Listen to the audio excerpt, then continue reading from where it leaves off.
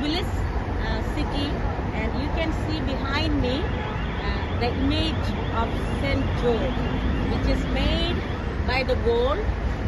But the Bible says in chapter 20 of Exodus, do not make any idols.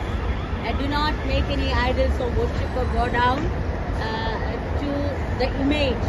You do not worship. Do not make any idols above heaven, in heaven or on earth or under heaven in the water.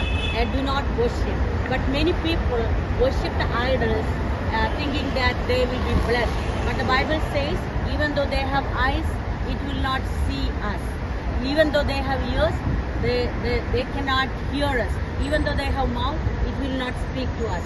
But we know only one God, that is the Almighty God, Jesus Christ, who came down to earth as a man, died on the cross for the remission of our sin. And there is no other name under heaven in between man to be saved, only Jesus Christ. If you believe in Jesus Christ, He will forgive your sin. He will give you the remission of sin, and He will write your name in the book of life. If you believe in Jesus, the Bible says, John chapter 1 verse 12 says that if you believe in the Lord Jesus, He will give you authority to be called the children of God.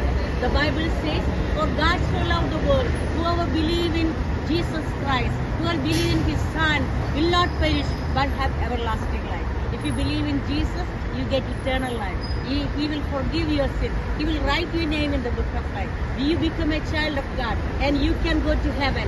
Do not believe in the idols. The Bible says, even though it is made in the gold or silver or the wood, it cannot save us. Only Jesus Christ, who is the living God, who came down to earth and died and got resurrected after 3 days, and sitting on the right hand of God, interceding for us, can save us.